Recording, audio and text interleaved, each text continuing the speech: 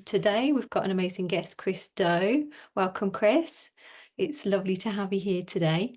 Obviously, our topic today is a really juicy one. I'm very excited to dive in. So, what makes winners win? Why some people never move forwards in their dreams, and why others are absolutely crushing it. I'm sure both of us meet some really amazing people that are absolutely crushing it right now. But also, I'm sure you meet other people that are not finding it as easy to get there as well. Can you maybe give us some insights into some of the patterns you see? What sort of winners mindset and winners characteristics that you see? Yeah, I'm just curious to hear from your perspective, if that's okay. Yeah, absolutely. What a wonderful topic to talk about, and we can go really deep on this. So, I Cool. will do my best to answer your question, and feel free to interrupt or probe or to hold me accountable to the things that I'm saying if they don't make sense to you, okay? Yeah, sure, absolutely. Okay, Okay. perfect.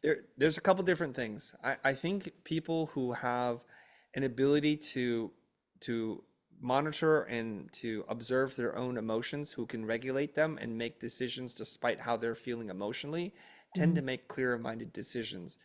I mm, have a theory. My theory is that emotions serve us in many different ways, but in some instances, they cloud our ability to observe and to see without judgment. I'll give you an mm, example. So, if you and I are objectively witnessing a conversation between two people, we can see that there's a man and a woman speaking. They're both middle aged. Maybe one is Latino, one is Caucasian, and they're just talking at a bar. That's what we see, and that's all we can see.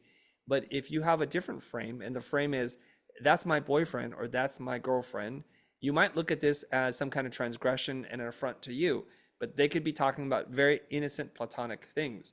So we mm, know that your frame, your emotional mindset can color or alter how you perceive information. And this is kind of true to all of life. And if you have this mindset that the world is kind of conspiring against you, then you might start to interpret the information that is pretty objectively neutral or positive into something that's negative. And then you live in that world where things are scarce, you don't have a lot of resources, you have a lot of limiting beliefs, and you're walking around with a lot of pessimism saying nothing works for me. And the world works in kind of a funny way. You get more of what it is that you search for. So when mm. you look for negative things, you will find negative things. Yeah. Conversely, if you take that entire idea and you flip it on the other side, it's like, oh, I think my boyfriend or girlfriend or husband and wife are talking about planning a vacation for me. And it's a whole different mindset there. What I'm asking people to do in a lot of situations is to be aware of your emotional frame, step Mm, outside of it, and ask yourself, how am I seeing this? What evidence do I have this is true? And does a different narrative support my own personal development and growth? And I'm not saying like look at it through like rose-colored glasses, but to be a realist and see things for the way they are. yeah, absolutely. I heard somebody say the other day that really helped me. It was like nothing is good or bad. It's how we perceive it and we decide what's good and bad ourselves. So that's another thing that I thought, yeah, that's such a great thing to remember when you're, I don't know, going through your day and something happens and it's like, okay, was, there could be good things to this and bad things to this. Let's not judge it straight away. Let's not react. Let's not kind of go over the top. Yeah, let's see how this goes and try and see the good in the situation. Yeah, absolutely. So yeah, Hmm. yeah, it is fascinating. Human beings are absolutely fascinating. I've learned so much about human beings over the last, I don't know, probably like the last 6 years, really. I've learned way more about people. First of all, I had to learn a lot more about myself to grow, and then obviously learning about other people. I think it's so important to really dive into that, especially when you're helping lots of people. But I think everybody needs to learn about themselves and learn about life as well as grow their business. I think that's something that most people, when they first start out, they don't realize, and I definitely didn't realize. So yeah, it's quite a journey, isn't it? Hmm. Yeah. Okay. So yeah, that's absolutely fascinating. I think yeah, you're right. And it's so important to sort of be in control of yourself and your own mindset. There's like some obvious things and then some not so obvious things. When people are really determined to grow a business and to be really successful, Obviously, like you talked about belief as well, like beliefs, things that we could talk about, even just about beliefs, like the way you're brought up, and if I've noticed like people that how I've followed as well online, people that I admire as well, and a lot of those people have had a really tough start. They've really gone through a lot of challenges. They've found it really hard in the early days, but then because they were so determined and they were like had so much courage, yeah. Have you got any thoughts on that? Or, like, do you feel like it's always the people that have struggled initially, or yeah, what are your thoughts about that? I don't know so much about this specifically, but Mm, I think some people excel under pressure and adversity, and some people have a horrible time.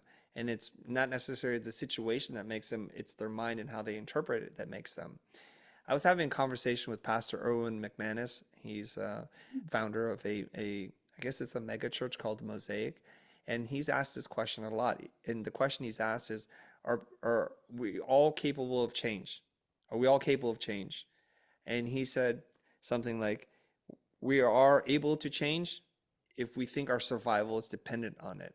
mm, And we can learn so much if we think we have to, because we will not continue to exist. And mm, so when you think about children who are in situations that are non-ideal, that they're kind of adverse conditions, some of them become very resilient. They learn survival skills. They learn mm, how to read people really quickly. They learn how to build businesses and how to strengthen their mind, body, and spirit because of the adversity. But I think it's mostly the individual. There aren't that many super highly successful people you've referred to them as winners, yeah. because it requires a unique individual to be put in a situation in which they respond to, and they're able to grow and become stronger because of that. Mm, My brothers and I'm a middle child, three boys. We all turn out a little bit differently, although we were mostly given the same set of external circumstances. okay. Birth order does impact how we interpret the world. So my older brother, having been the firstborn, was anointed with certain responsibilities and burdens and had to be the first person to figure things out. Mm, My younger brother is the baby of the family. He was given a lot of latitude, so all the pressure to excel and perform were pretty much stripped away. So I'm in the middle trying to fight for my own identity and place in the family. It's a classic middle child syndrome, caretaker, just oh, looking after the needs of others, right? Kind of disappearing. mm, And I've learned through coaching and through therapy how that has framed or created the lens in which I look at the world. mm, So for some period in my life, I had problems regulating or taking good care of my own emotional needs, mm, because I was in this position where I had to take care of others to stand out. I didn't understand that. That was the privilege and position of first and last born. In the middle, you kind of figure this thing out. So how mm, this manifested in my life at work is when my employees would challenge me, I was more concerned about how they felt than how I felt. And so my oh, business coach told me something. He said, Chris, as the person who signs checks, who stays up at night worrying about the financial future of not only the company, but the people you employ, you have the right to be wrong. mm, And what he meant is that I would defer to other people's opinion about what path to take, even though I thought I had a better idea, but I wasn't certain, due to the conflict aversion that I had, plus this whole idea like I need to take care of others before myself. I would allow them to make critical business decisions that weren't actually serving the company. So when right. he says you have the right to be wrong, you've earned the right to make bad decisions, because Yeah, if no one knows, better gamble on your idea than their idea. So yeah. I've learned, and I hopefully have made some progress Yeah. along this line. And it's okay to be wrong, isn't it? Like you said, it's okay, and it's like you shouldn't be scared to fail or scared to make bad decisions. Like, I think something that I've learned along the way is definitely to listen to myself a lot more. Because again, yeah, similar sort of thing, I guess. I used to just ask everybody else. And yeah, it's like, no, listen to yourself, like trust yourself. and kind of listen to your heart. Like I never really understood the difference. I do now, but I never really understood the difference between listening to your head, listening to your heart, and listening to your gut. I never really understood that, but now I totally get it. It's like, your head is there because your head or your mind is trying to keep you safe. That's like your subconscious mind is trying to keep you safe. So it's like obviously there's different parts in there as well, which is even more complicated. But for the majority, if you're trying to make a decision, most of the time if it's like negativity going on in your head, it's just trying to keep you safe. Your gut instinct, again, is meant to be your second mind. So that's like, when you get nervous or something, you feel it in your gut, and it's like, oh my God, like something terrible is going to happen or whatever. You feel it in your gut. And a lot of people say, trust your gut instinct. I wouldn't trust your gut instinct. I don't think that's the right way to go. But I always think listen to your heart, because your heart is your soul, and that's like really deep. It's like what you're meant to do in life. So yeah, what are your thoughts on that? Sorry, I'm going a bit deep, but Yeah, I just want to clarify one thing. yeah. My challenges around not imposing my opinion isn't that I'm afraid of being wrong. I love being wrong. I have no Okay. problem with that. It's that I didn't want to impose or take care of my thoughts and feelings above someone else's. So when they Okay. had a position that was different than mine, I would often defer or default judgment to them. Not Mm, to say that anybody had a better idea. So I just mm. want to clarify with that. Okay. Now, Okay. this whole heart mind gut thing, I'm not sure I have a strong opinion on this, but Okay. I do believe that most of our decisions, and I think the neuroscience supports this, that it's made from the emotional limbic part of your brain, what Hmm. we often refer to as our gut. It doesn't literally exist in your gut. Maybe there's new science that says it does, but Mm. it's our emotional mind that makes most of the decisions. I think there's a study that was cited in Chris Voss's book, Never Split the Difference, Oh where yeah. he said that somebody had a brain injury and the limbic part of their brain, their emotional regulator, was damaged, Mm. and they could describe to you how they're going to make decisions, what the factors were, but they couldn't actually decide. So when Mm. that part is damaged, we now know that it controls how we make decisions. Yeah. And sometimes when people say, listen to your gut or your instinct, what they're really saying is your logical brain hasn't processed what's going on just yet, but this highly emotional brain has sorted it out. So Mm. when you meet somebody and you get a bad feeling about them in your gut, as people will say, your Mm. emotional mind has sorted out that through learned behaviors and pattern recognition that they're exhibiting a certain style, manner, demeanor, a facial, what is that called? Micro expressions, the body language, tone of voice, words that they're saying that Mm. connect to something that you've seen before, Yeah. felt before, that didn't work out. Yeah. And my thing is, oftentimes when I don't listen to that gut, I pay the price for it. Really. Oh gosh. Yeah. Okay. There's an episode in Sherlock Holmes with Benedict Cumberbatch. It was a Mm. British series, which I'm sure you're aware of. And he said to Watson, like, my gut is telling me this, or my instinct is this. And Watson looks back at him and is like, wait a minute, I thought you're the logic guy. He goes, no, no, my gut or my instinct is my brain working faster than my logic can explain what's going on. Mm. But it's still to him logic based. Yeah, yeah.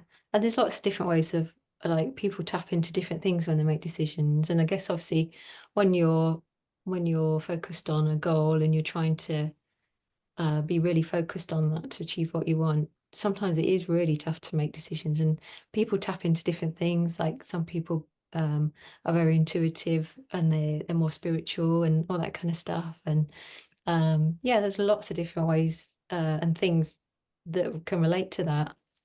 I'm definitely more intuitive than I realized.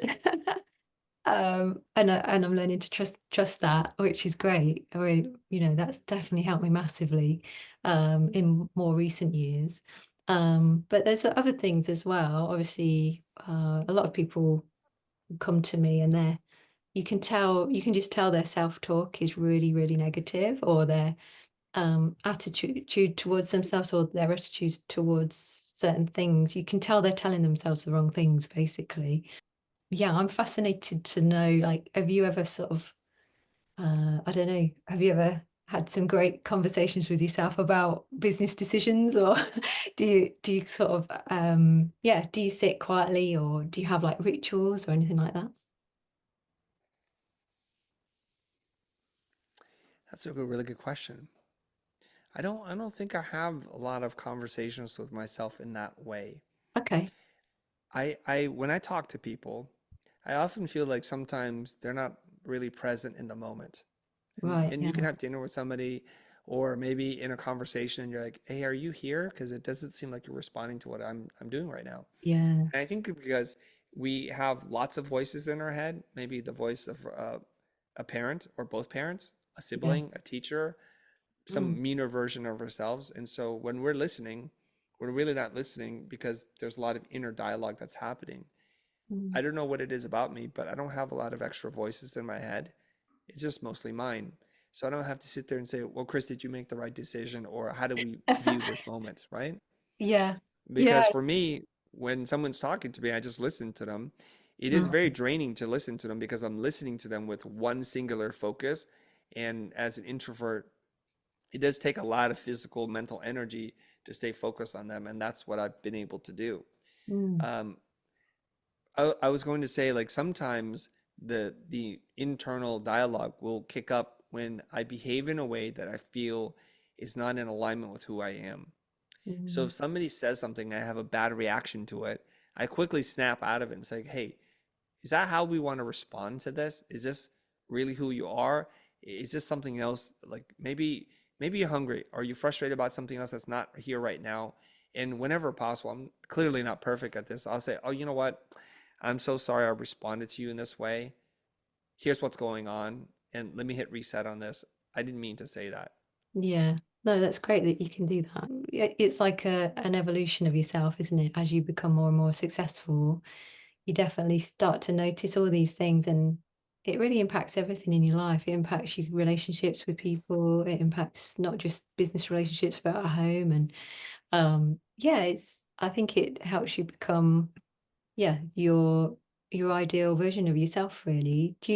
Have you ever have you ever sort of had a vision of yourself that you wanted to be when you were younger, or did you ever think like that, or did you just kind of I don't know, just see what happened? Did you have a plan? I think I did have a plan.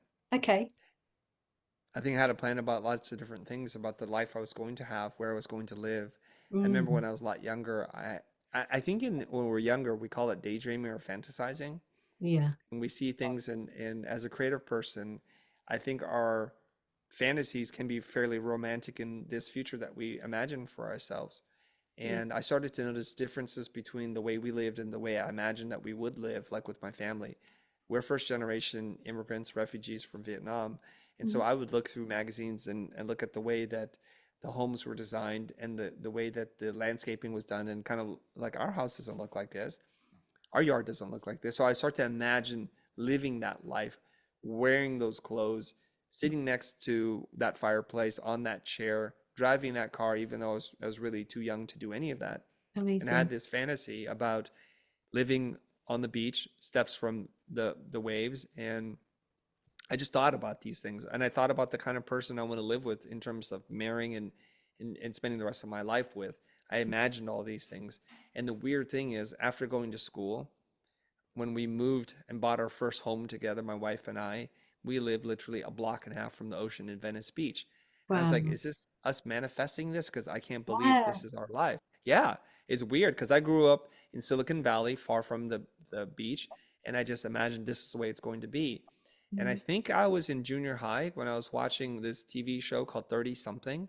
They're advertising execs and they were playing volleyball in the sand and doing super creative things before I knew what advertising design was. And I wound up working in design and advertising for 25 plus years. It's kind of interesting, like depending on what stimuli you're provided and what your natural tendencies are, I think the same person sees the same things, but doesn't respond in the same way. Like different people see it and like, oh, that's just a TV show. But I was like, oh, that looks like a future I'd like to have for myself. I Yeah. don't know how to get there yet, but I think if you obsess about it enough in your subconscious brain, that when those opportunities present themselves, you'll go through the door versus turning away from it. So when I Absolutely. was about to graduate from college, one of my friends who finished school before me got a job in advertising. And she said, "Hey, Chris, I got this job. I'm working in Seattle. I need a partner, and they need to hire a partner for me to work with. I'd love to work with you." So the thing is, I haven't finished school and I don't have a portfolio in advertising, but I send off my portfolio, and lo and behold, I'm given the job offer. So I Mhm. decided to take a semester off school, go to work, and I got the job, and I was now working in advertising, something I'd not even thought about. Maybe because deep in the brain somewhere, it was like thinking and looking for this instead of running away from it and saying, "No, this is not a good job for me. I'm not going to apply." I just said, "Yeah, sure, let's try. What's the worst that can happen?" Yeah, amazing. And that's really fascinating because um, I encourage a lot of my clients to have a vision board and a vision map and all that kind of stuff. And yeah, to always be imagining the ideal every day. And a lot of people don't take that seriously when I tell them. They just don't. And I can tell they don't take it seriously. And I'm sort of have to remind them several times throughout the journey. Are you still doing this? Are you still imagining these things? Are you still writing these things down? Are you still feeling this way when you write your goal? And are you writing your goal every day? There's certain things like the mindset side of what I teach. Um, a lot of people breeze over it and just think, "Ah, I don't need to do that." But that's so important, isn't it? I mean, thank you for reaffirming that. That's fantastic. Okay. Something else that I noticed from helping people, a lot of people will do far more for other people than they will do for themselves. So when I'm talking to people and asking them about their goals, it's so important to understand why they're doing what they're doing.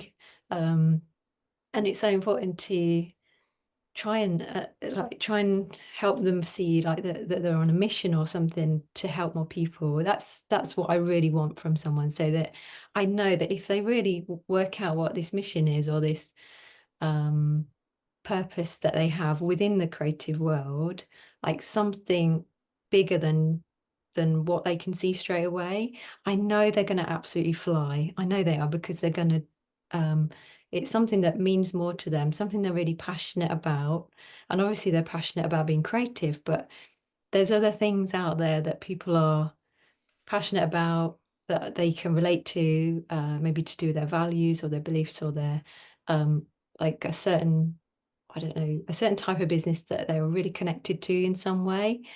Um, so yeah, it's really interesting, isn't it, that people will go way out of their normal comfort zone to achieve things if they feel that a lot of other people will benefit from it. I think if we draw our courage and our source of energy from something other than us, it gives us added energy.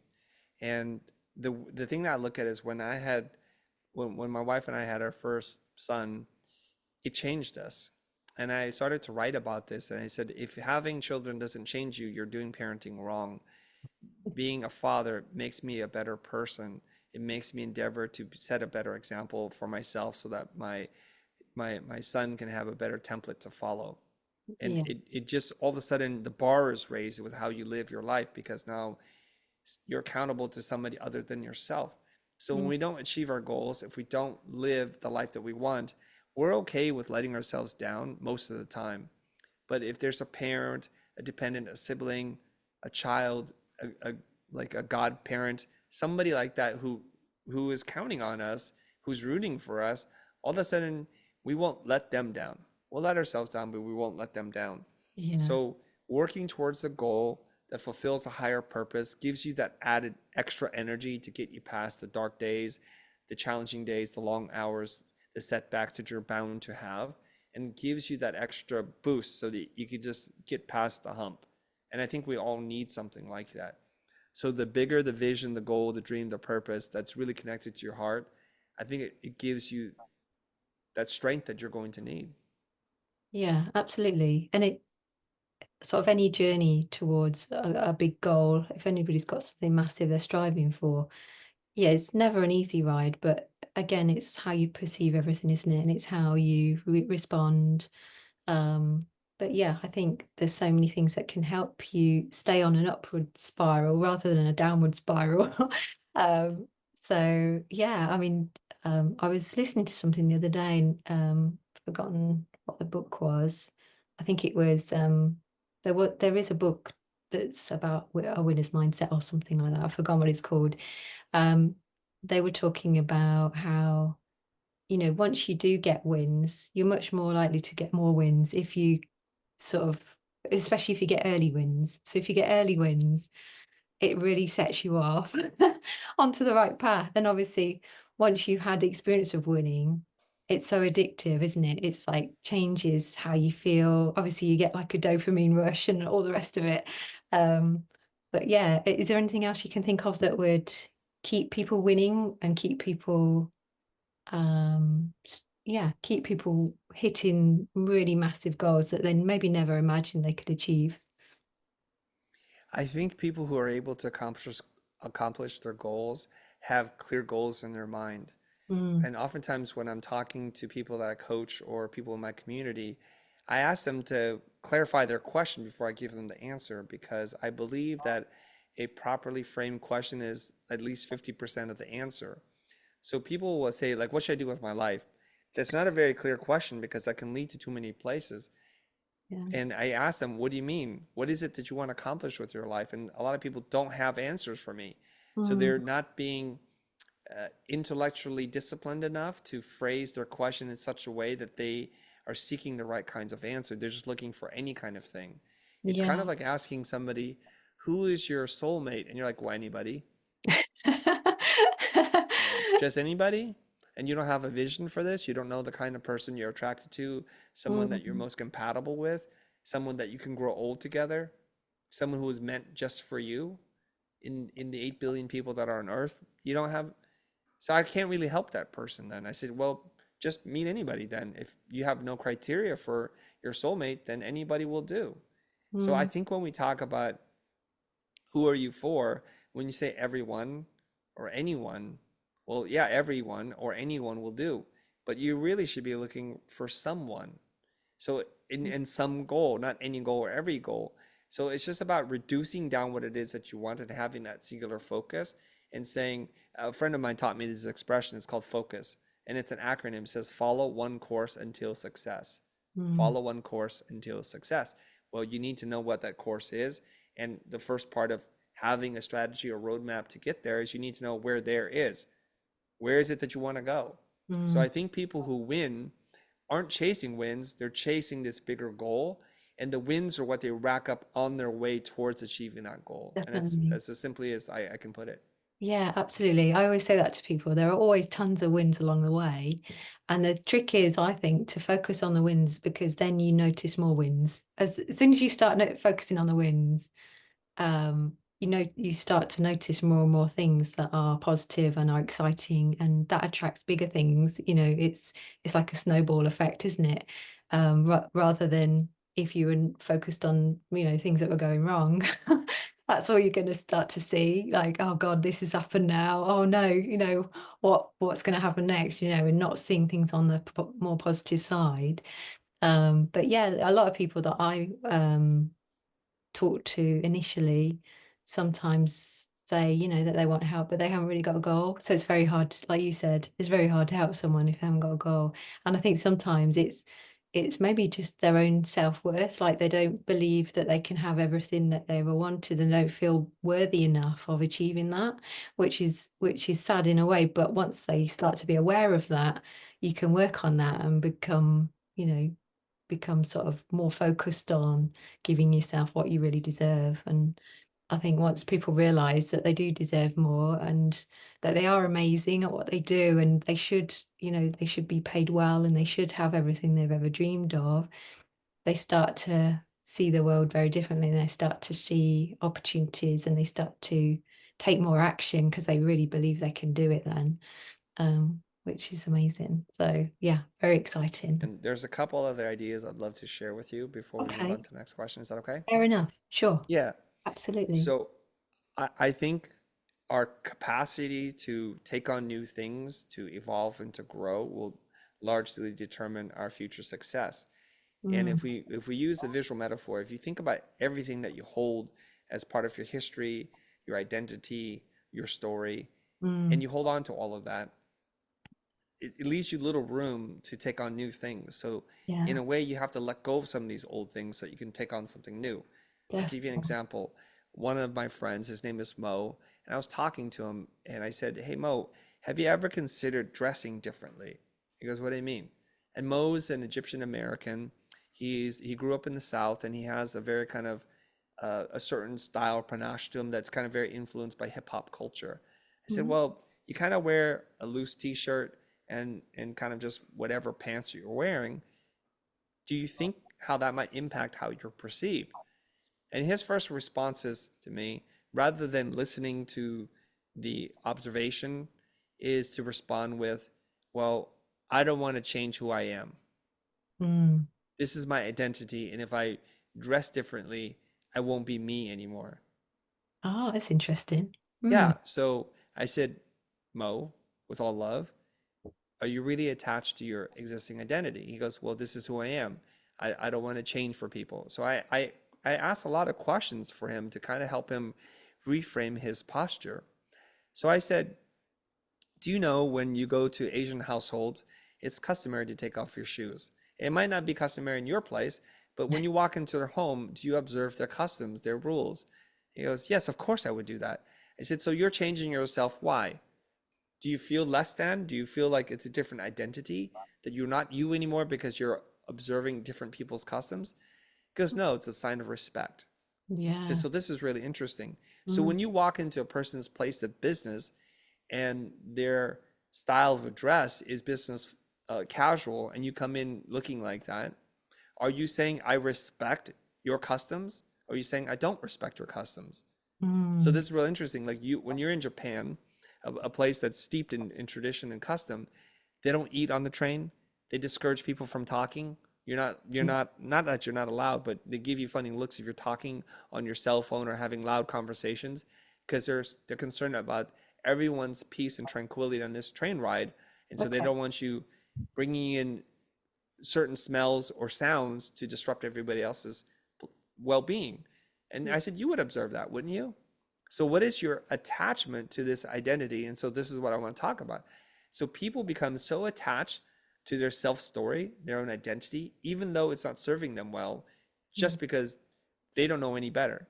So it's this thing that we mm. love the things that we don't like more than our ability to accept new things that we might like better.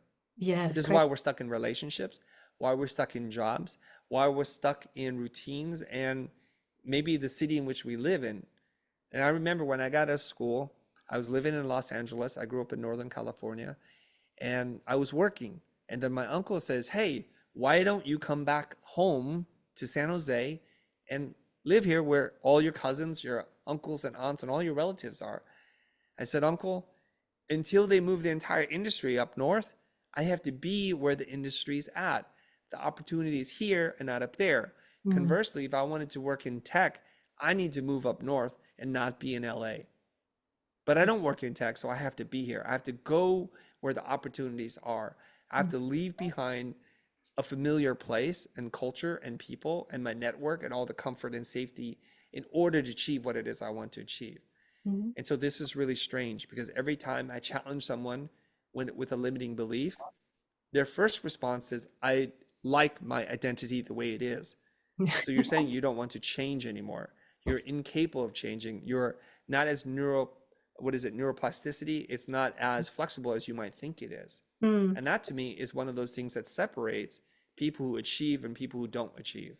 I Yeah, wouldn't call them winners and losers, but people who achieve and not achieve. yeah, yeah, I understand. And I think I see that a lot as well. And it's definitely like they feel safe because it's kind of like people's mindset around that is usually, it's safer to stay here and do the same thing, even though it's not serving me, rather than change and do something better that's actually going to give me what I want. But it's so far out of my comfort zone, it scares the hell out of me.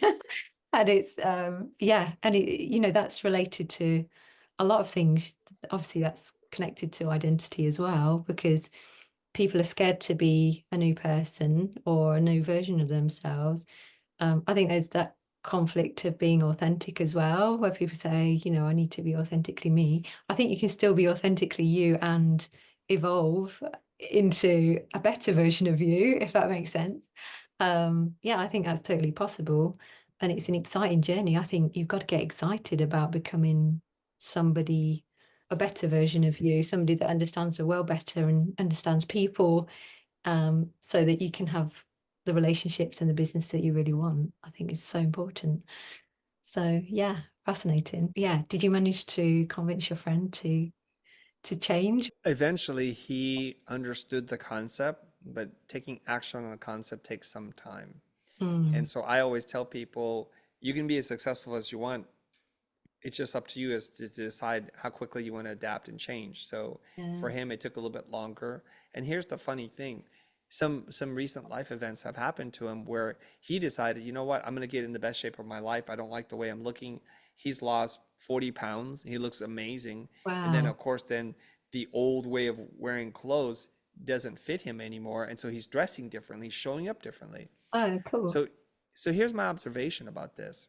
Mm. I think when we hear ideas that challenge us, our first reaction is to fight back, to defend and to dig in, Oh, yeah. even though we know this is not right. Mm. So if I may, I'm going to like make a conjecture here. I don't know if it's true or not. I suspect he wore loose-fitting shirts and pants because he was hiding his frame, his body. Like Yeah. he wasn't confident in what how he looked and felt, so his style of clothes reflected that. Though we do know this that all different shapes and sizes look good if you know how to dress for your body type. It's not about just masking everything. So Mm. when he felt better about how he looked physically, he dressed differently. He started to show up. Not once in his mind, I think he thought, well, I'm changing my identity now. See, so when it comes from someone else and we're threatened by it, we defend and we fight versus saying, what is objectively being said to me? Will this help me grow? Is this in my own best interest to listen to this? But I Yeah. find more often than not, I would say at least 70 or 80% of the time, people that I coach and try to help, they just resist. They just resist because they're so attached to their own identity, Yeah. even though they know it's not good. It's not until they realize it themselves that they want to change for themselves that they actually do the thing that you talked about. But that was 7 years ago. So it's kind of interesting. Each person has their own timeline Mm. and they have their own pace at adapting to what is best for them. Part Yeah. of my success is that when I hear a new idea, I examine it, I critique it, and then I make a determination. Does this serve me better than my existing idea? If it does, I just throw out the old idea. So there's a line. I believe the line is hold strong opinions loosely or weakly.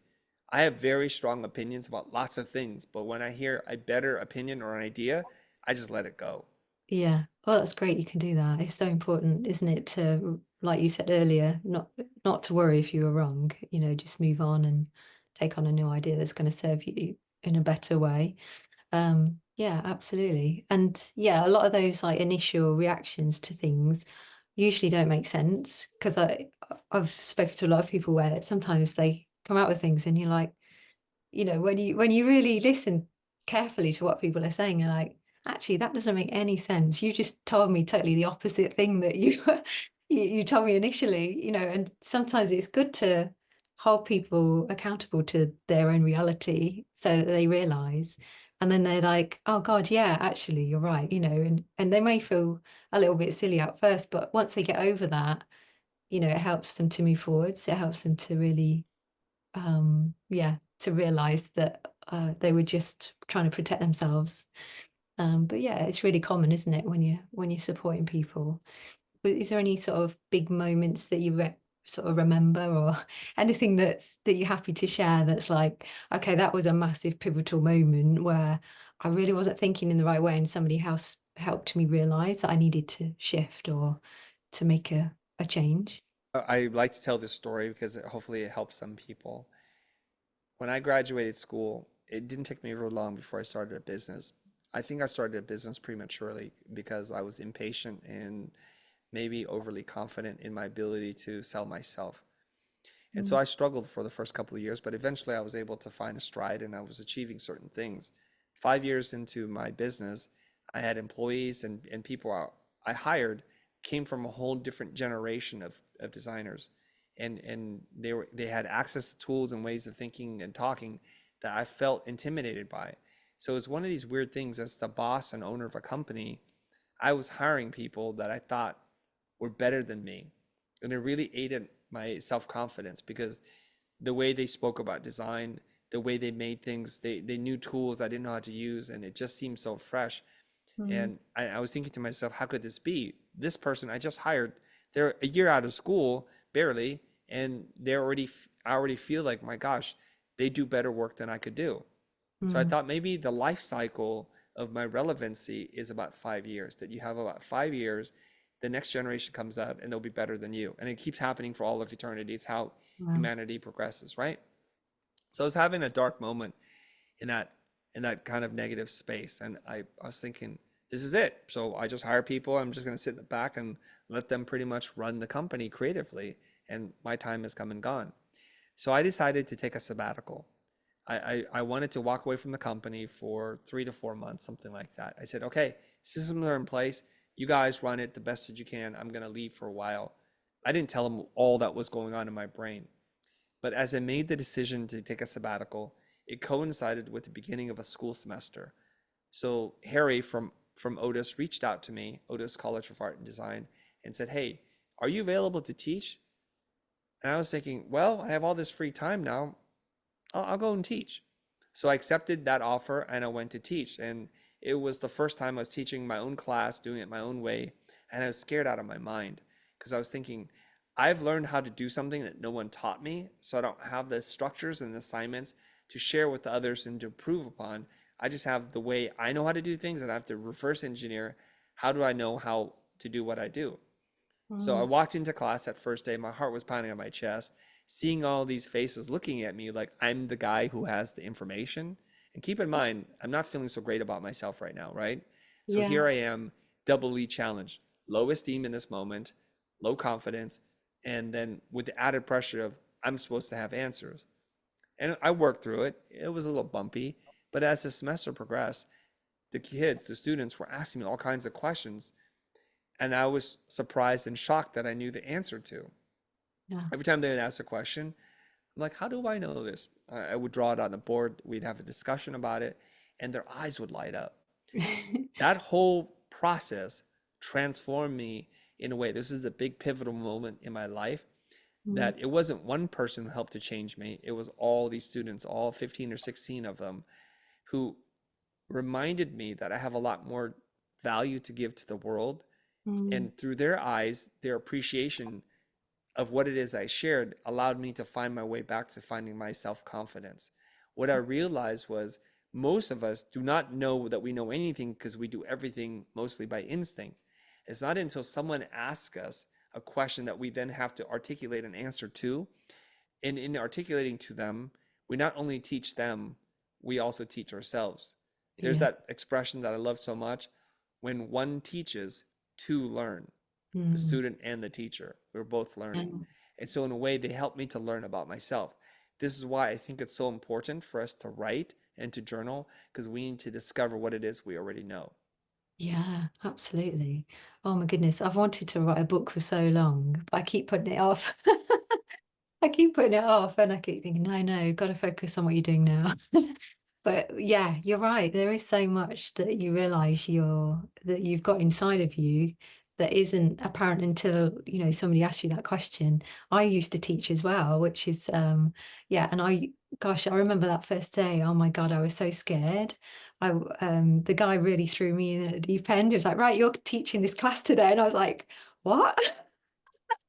And I was so scared and I was always like quite anxious as well. So it was just like, oh my God, what am I doing? Can I really do this? And all those horrible thoughts go through your head. But people were really responding well. I got a lot of like you said, their faces lit up and it was all a lot of excitement and I got such a buzz from it. I was like, wow, this is amazing. So yeah, and I just love helping people. I've always had it's weird, isn't it? I've always had this intuition that I need to help a lot of people, and I never understood that for such a long time. Um, yeah, I really didn't know what my mission was for such a long time. But yeah, it was definitely the teaching part helped me start to realize that, yeah, I had to keep sharing everything that I was learning. I had to keep sharing and trying to help as many people as I could along the way.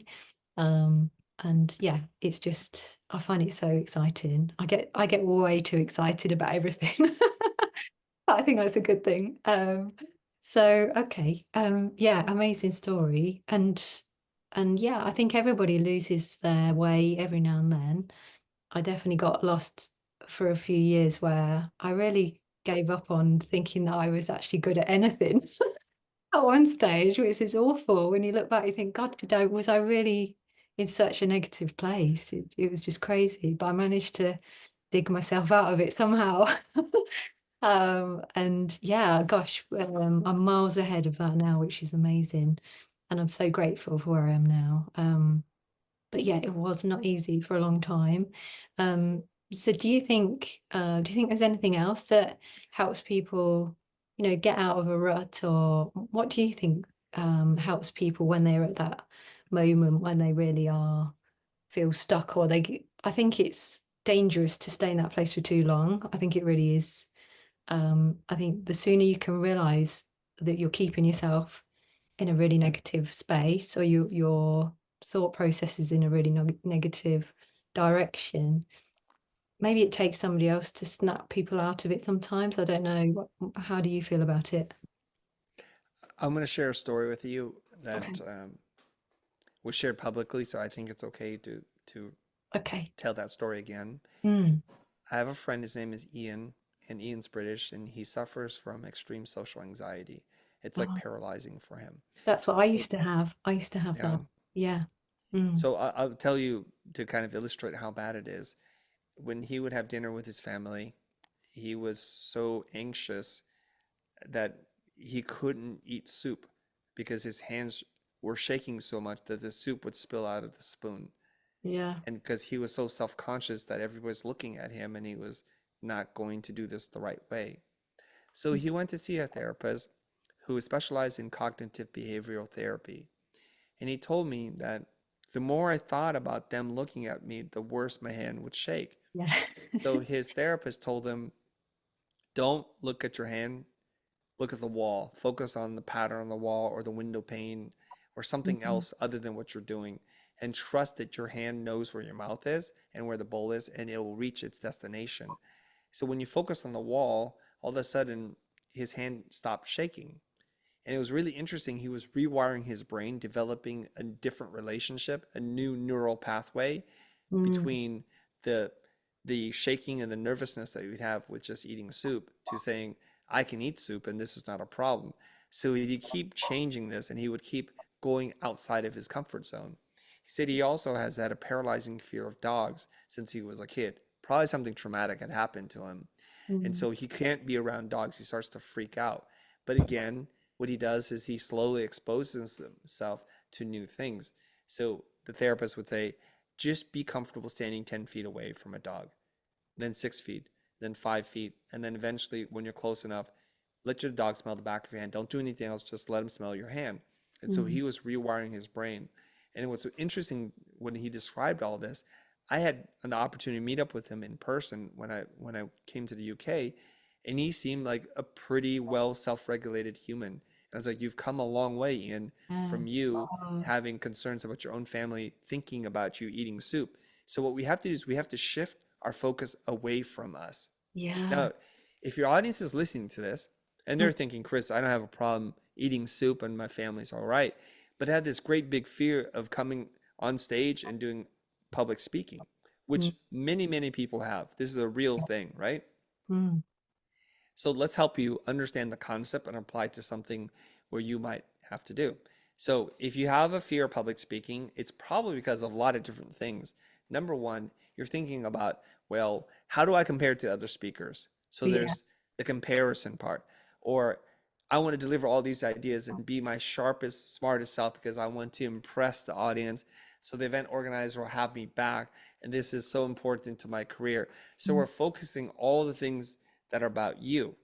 Yeah.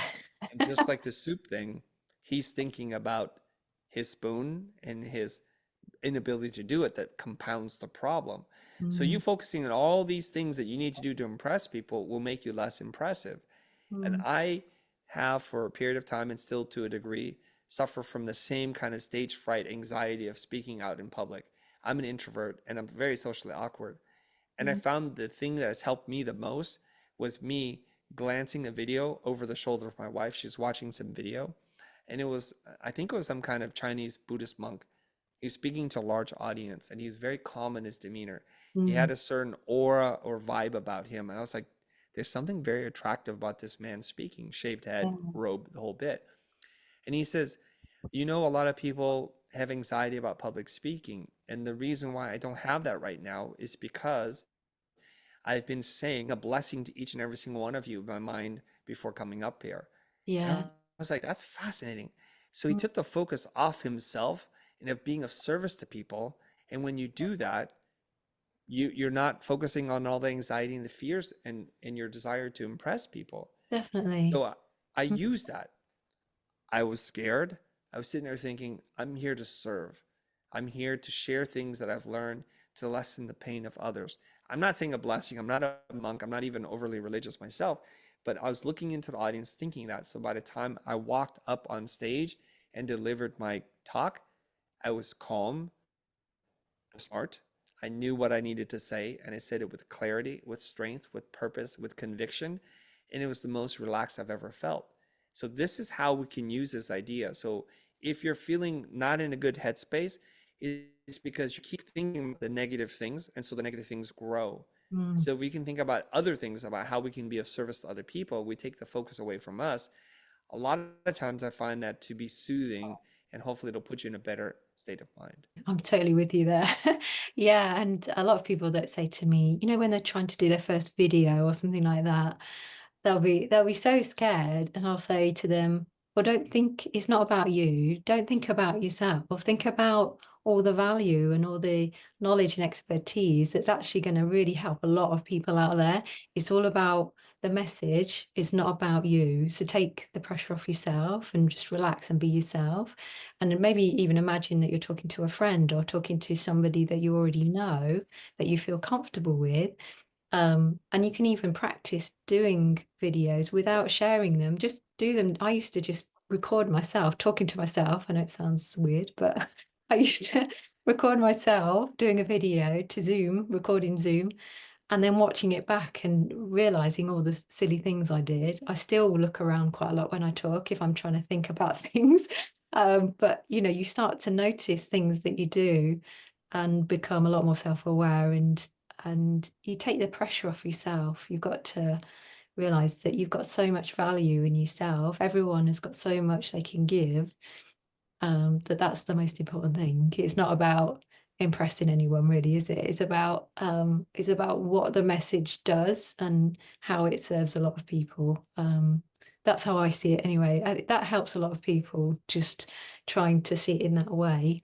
But yes, I definitely went through that journey of being so scared to do anything when I was younger. I couldn't even walk into a shop and talk to someone. I would be a nervous wreck. And it was just ridiculous. I just had no social skills whatsoever.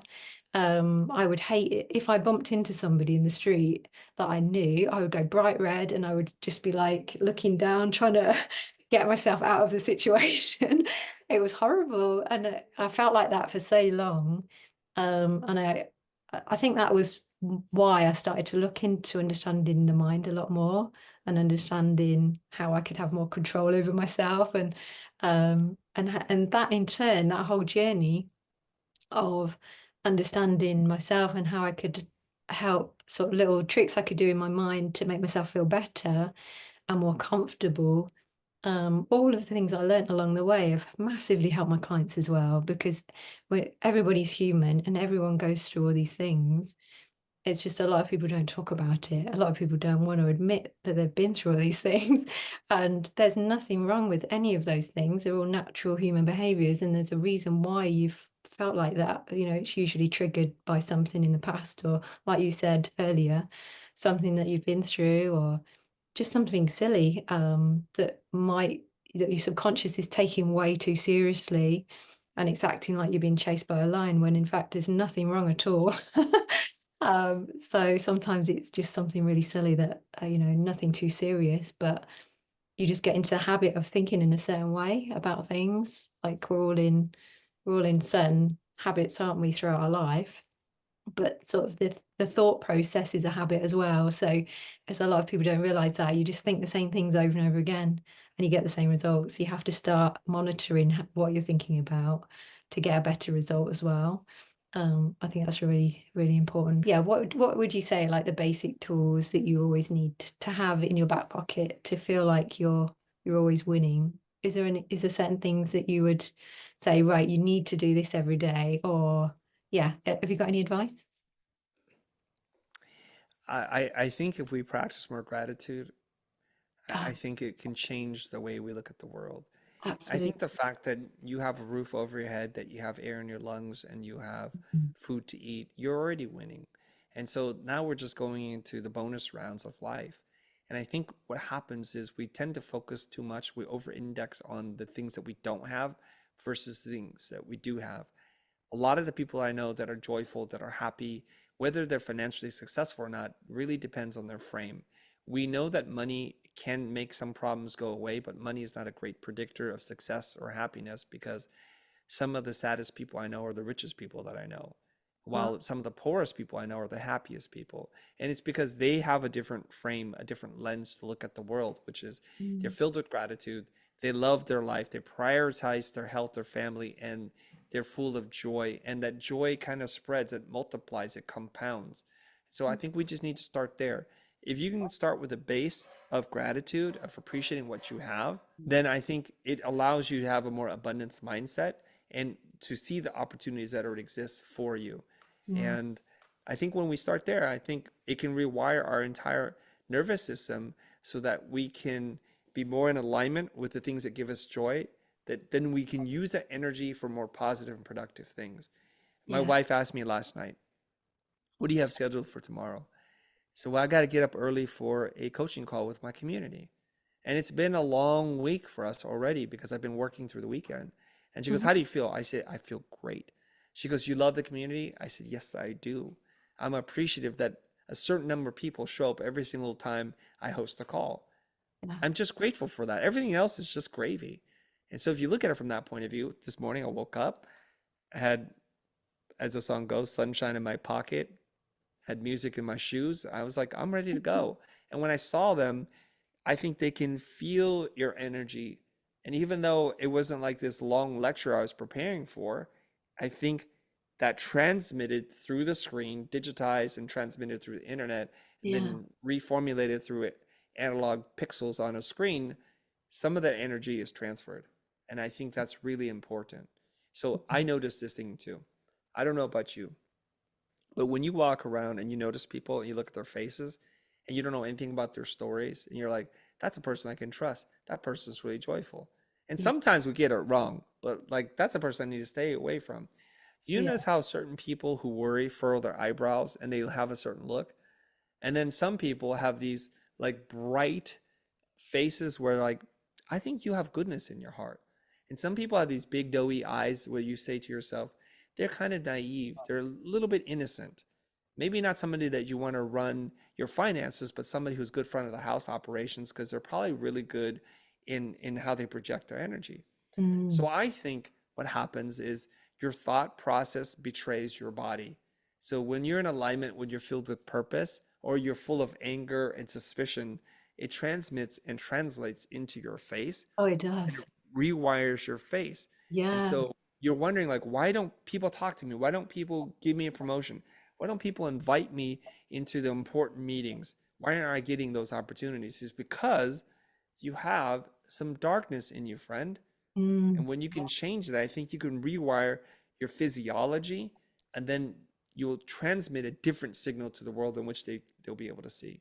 Yeah, isn't that fascinating? I'm so glad you said that because I was talking to Pippa the other day about that, about how even when I just see somebody's photograph on LinkedIn, I can tell straight away so much about that person. And I don't know whether that's just my intuition kicking in or I'm not sure what it is, but it's like, yeah, you kind of know if you want to talk to them or not straight away. And obviously, I always say to my partner, don't judge people, which is like I almost feel like I'm contradicting myself. But it's hard, isn't it? Because you don't want to like prejudge people. But there's definitely an aura or like you definitely sense things just by looking at someone, don't you? You definitely pick up on a lot of things by their energy and how they're coming across, or even just how they're looking on a certain day, if they've got a smile on their face. Yeah, and I think a lot of the things that go along sort of go on internally in your mind, you're right, it does show on the outside, absolutely. Yeah, and obviously other things affect that too, like your lifestyle and whether you had a proper sleep and all that stuff. But yeah, I totally get it. I totally get it.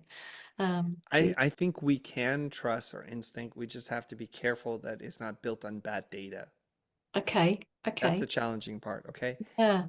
If you imagine back like when you're in the crib and you're looking at your mom or dad's face, it's not that you understand language, but you're reading faces. You know when dad or mom is happy. Mm, When they see you, they're smiling and they're glowing and they look a certain way, and then you mirror them, and this is what's happening. We're learning, we're transmitting. Conversely, if you've been a cranky baby and everybody's had enough of you, they're like, God, why are you doing that? So you can read faces really, really well. yeah. And that's built into how you survive because when you need to transmit a signal to your parent pre-language, you have to express yourself a certain way too. And this is what's happening. And so Mm, what we do is when we grow up and we become adults, we forget that there was a skill that we learned, but it's still there. What you think is like magic isn't magic at all because you've had a lot of training and practice reading faces. mm. Very up close and personal. Like when your parent would hold you like this and stare into your eyes, they're projecting all of this emotion and energy through their faces because you don't Yeah. understand the words. But I Mm, think you understand the frequency and of the words, and you yeah. understand the energy, and you understand the face, the physiology part of it. And this is what's happening. Yeah. So be mindful of that. So I think when we see people, we're like, I probably shouldn't go into that meeting room with that person, or I probably should not open my checkbook to this person because I'm not getting a good feeling about this, Yeah. And also right? on the other side of things as well, like when you're about to do something, you've got to check in with yourself and make sure you're feeling good before you have that important meeting or yeah, that special event or whatever it is. And sort of make sure that your energy is good and you've maybe you've got your own rituals that make you feel good. I always encourage people to do certain things before they have a sales call, so that you feel really good, you feel abundant. You come with the energy of serving and helping. You're not trying to just like push something onto somebody that they're not interested in. It's all about trying to make sure that what you can help them with is what they really need, and you're serving them with love. It's like you're projecting the right energy out towards them. So absolutely, it all ties in, doesn't it? Very interesting. Yeah, amazing. Well, I could talk to you for hours. This is amazing. Thank you so much. Thank you for having Oh, me. oh, you're so welcome.